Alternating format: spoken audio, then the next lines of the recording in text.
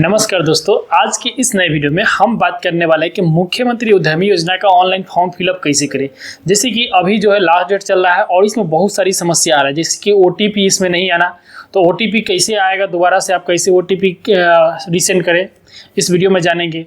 और बहुत सारे लोगों को क्या है कि लाइव फोटो अपलोड नहीं कर पा रहे हैं, तो लाइव फोटो कैसे आप अपने मोबाइल के थ्रू अपलोड करें, इस वीडियो में हम जानेंगे। तो आप भी अपना फॉर्म खुद से भरना चाहते हैं तो स्टेप बाय स्टेप इस वीडियो को जरूर देखें। तो सबसे पहले क्या है कि किसी भी फॉर्म भरने के लिए उसके ऑफिशियल वेबसाइट पे आना पड़ता है। तो उसके ऑफिशियल वेबसाइट पर अगर आपको पता है तो आप डायरेक्ट चले जाएंगे, अगर आपको पता नहीं है तो हम डिस्क्रिप्शन में उसका लिंक दे दिए, आप उस पर क्लिक करके वहाँ पे जा सकते हैं। तो सबसे पहले हम उसके ऑफिशियल वेबसाइट पे आएंगे। ऑफिशियल वेबसाइट पे आने के लिए हम सर्च कर लेंगे बिहार उद्यमी योजना। जैसे आप बिहार उद्यमी योजना सर्च करेंगे तो यहाँ पे एक ऑप्शन मिल जाएगा उद्यमी बिहार गवर्नमेंट। इस वाले ऑप्शन पे आपको क्लिक कर देना है। जैसे इस पे आप क्लिक करेंगे तो इसके ऑफिशियल वेबसाइट पर आप चले आएंगे। यहाँ पे आने के बाद एक ऑप्शन मिलेगा यहाँ पे महत्वपूर्ण सूचना। तो इसके बाद नीचे की ओर आएंगे तो यहाँ पे एक ऑप्शन मिलेगा ऑनलाइन आवेदन करने के लिए, यहाँ पे क्लिक करें। तो इस वाले ऑप्शन पे आपको क्लिक कर देना है। जैसे इस पर आप क्लिक करेंगे तो यहाँ पे रजिस्टर करने का एक ऑप्शन मिल जाएगा। तो यहाँ पर रजिस्टर करने के लिए आपको फर्स्ट यहाँ प्रथम नेम यहाँ पे फिलअप करना होगा। जो भी आपका प्रथम नेम होगा तो आप अपना नाम यहाँ पे फिलअप कर देंगे, उसके बाद अंतिम नेम यहाँ पे फिलअप करेंगे। अगर आपका कोई मध्य नेम है तो यहाँ पे मध्य नेम फिलअप करेंगे, अन्यथा इसको छोड़ देंगे। उसके बाद आपका ईमेल आईडी यहाँ फिलअप करना होगा। तो आपका जो भी ईमेल आईडी होगा अपना ईमेल आईडी यहाँ फिलअप कर देंगे।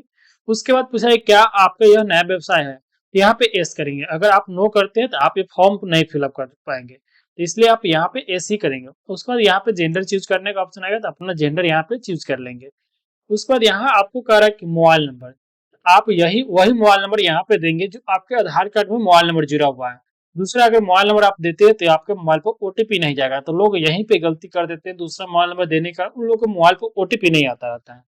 यहाँ पे ध्यान देंगे जो आपके आधार कार्ड में मोबाइल नंबर जुड़ा होगा सेम वही मोबाइल नंबर अपने यहाँ पे फिलअप करेंगे। उसके बाद यहाँ पे आधार नंबर फिलअप करने का ऑप्शन मिलेगा। तो आपका जो भी आधार नंबर होगा आप अपना आधार नंबर यहाँ पे फिलअप कर देंगे। उसके बाद मतदाता संख्या, आपका अगर पहचान पत्र बना हुआ है तो आप अपना पहचान पत्र नंबर यहाँ पे फिलअप कर देंगे। उसके बाद आवेदन का प्रकार यहाँ पूछा जाएगा, तो आप किस कैटेगरी में आते हैं। तो जिस भी कैटेगरी में आते हैं, अगर ओबीसी और जनरल में आते हैं तो अगर पुरुष का भर है तो यहाँ पे वो युवा उद्यमी चुन लेंगे। अगर किसी महिला का भर है ओबीसी और जनरल में आते हैं तो यहाँ पे महिला उद्यमी चुन लेंगे। अगर आप ईबीसी में आते हैं तो अति पिछड़ा चुन लेंगे, और एससी एसटी में आते हैं तो अनुसूचित जनजाति चुन लेंगे। वही आप विकलांग है तो यहाँ पे दिव्यांगन जन चुन लेंगे। अगर आप अल्पसंख्यक में आते हैं तो अल्पसंख्यक चुन लेंगे। तो यहाँ पे एक गलती ये नहीं करेंगे, अगर ये गलती करते हैं तो आपका मेरिट में नाम भी आ जाता है तो आपको पेमेंट नहीं मिलेगा। तो इसलिए यहाँ पे अपना उसी हिसाब से अपना चुन लेंगे कैटेगरी के हिसाब से। तो यहाँ अगर महिला में है तो महिला उद्यमी यहाँ पे चुन लेंगे। उसके बाद यहाँ पे पासवर्ड फिलअप करने का ऑप्शन आएगा। तो जो भी आप पासवर्ड यहाँ पे बनाएंगे की, तो अपना सेम पासवर्ड यहाँ पे क्रिएट कर लेंगे। जैसे कि जो भी आपका नाम होगा, नाम लगाने के बाद @ 1 2 3 4 या जो भी आपका जन्म तिथि है अपना जन्म तिथि फिलअप कर देंगे। अगर आपका नाम रंजन है तो रंजन @ 1 2 3, रंजन @ 2001। इस प्रकार से जो भी आपको याद होगा उस टाइप से अपना यहाँ पे पासवर्ड क्रिएट कर लेंगे। अपना पासवर्ड क्रिएट कर लेने के बाद पासवर्ड पुनः लिखे पर क्लिक कर देंगे। सेम पासवर्ड जो आप वहाँ पे फिलअप किए रहेंगे सेम पासवर्ड यहाँ पे फिलअप कर देंगे। उसके बाद यहाँ पे आई हैव रीड वाले ऑप्शन पर क्लिक कर देंगे। उसके बाद नीचे को आकर ओटीपी प्राप्त करे पर क्लिक कर देंगे। जैसे आप ओटीपी प्राप्त करे पर क्लिक करेंगे तो यहाँ पे ओटीपी चला जाएगा आपके मोबाइल पर 4 डिजिट का। आप अपना ओटीपी यहाँ पे फिलअप करके सत्यापित कर देंगे। अगर आपका मोबाइल पर ओटीपी नहीं गया हुआ है तो यहाँ पे ओटीपी पुनः भेजे पर क्लिक करके आप दोबारा से ओटीपी भेज सकते हैं। दोबारा से अगर नहीं गया हो तो ओटीपी पुनः भेजे पर क्लिक कर देंगे। उस पर आपके मोबाइल पर ओटीपी चला जाएगा। तो ओटीपी आप यहाँ पे फिलअप करके सत्यापित करे पर क्लिक कर देंगे। ओटीपी उसके बाद आपका सत्यापन हो जाएगा।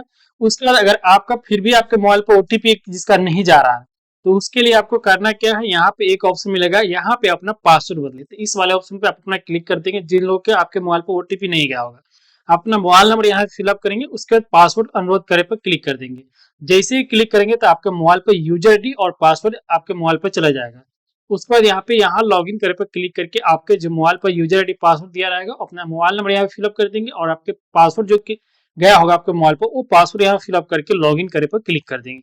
तो इस प्रकार से जिसके मोबाइल पर ओटीपी नहीं जा रहा है तो इस प्रकार से अपना पासवर्ड फॉरगेट करके यहाँ पे लॉगिन कर सकते हैं। तो यहाँ पे अपना यूजर आईडी पासवर्ड यहाँ फिलअप करके लॉगिन करे पर क्लिक कर देंगे। जैसे लॉगिन करे पर क्लिक करेंगे तो यहाँ आपका लॉगिन हो जाएगा। लॉगिन होने के बाद यहाँ पे व्यक्तिगत जानकारी के यहाँ पे फिलअप करने का ऑप्शन रहेगा। तो यहाँ पे फर्स्ट आपका नाम और यहाँ पे लास्ट नेम जो भी रहेगा यहाँ पे फिलअप हुआ रहेगा, जो रजिस्ट्रेशन के टाइम में आप दिए रहेंगे।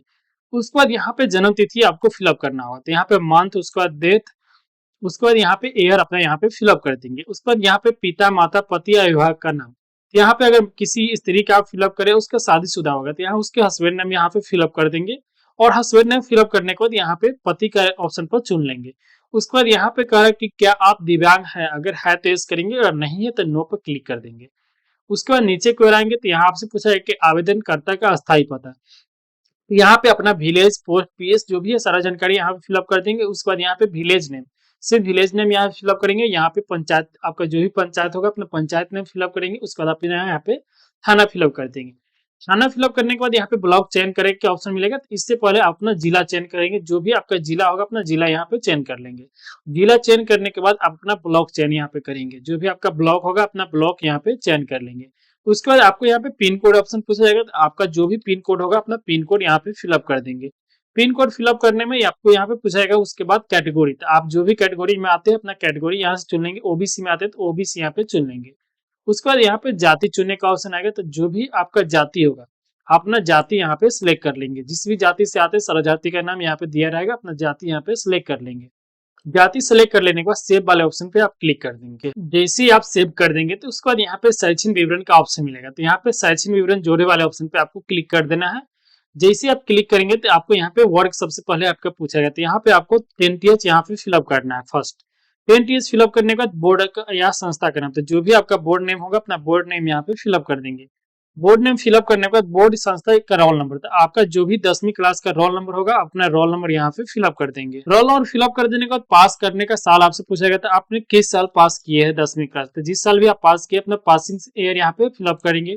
उसके बाद विषय यहाँ पे चूज करने का ऑप्शन मिलेगा, तो यानी यहाँ फिलअप करने का, तो अपना विषय यहाँ पे ऑल लिख करके यहाँ पे फिलअप कर देंगे। उसके बाद जोड़े पर क्लिक कर देंगे। उसके बाद आप यहाँ पे फिर से आपको यहाँ पे मिनिमम जो है इंटर तक क्वालिफिकेशन आपको ऐड करना है। 10वीं ऐड कर देने के बाद फिर से शैक्षणिक विवरण जोड़े पर क्लिक कर देंगे। उसके बाद यहाँ पे 12th फिलअप कर देंगे। उसके बाद सेम जैसे जैसे फिलअप करते 10वीं क्लास का सेम प्रोसेस से आप अपना 12वीं क्लास के यहाँ पे डिटेल्स अपना फिलअप कर देंगे। बोर्ड नेम फिलअप कर देंगे। बोर्ड नेम फिलअप करने के बाद आपसे पूछा जाएगा बोर्ड या संस्था रोल नंबर, तो जो भी बोर्ड और संस्था रोल नंबर होगा अपना रोल नंबर यहाँ पे फिलअप कर देंगे। उसके बाद आपसे पूछा जाएगा पास करने का ईयर, तो जिस साल भी आप पास के अपना पासिंग ईयर यहाँ फिलअप करेंगे। उसके बाद सब्जेक्ट आपको यहाँ फिलअप, आप किस सब्जेक्ट से आप यहाँ पे पास है, तो जिस सब्जेक्ट से अगर आर्ट्स लिए हो तो आर्ट्स यहाँ पे फिलअप कर देंगे। अगर साइंस लिए अगर उसमें फिजिक्स केमिस्ट्री मैथ है तो पीसीएम लिखेंगे। अगर बायोलॉजी है तो पीसीबी लिख देंगे। तो इस प्रकार से अपना फिलअप कर देंगे। अगर कॉमर्स है तो अपना कॉमर्स यहाँ पे फिलअप कर देंगे।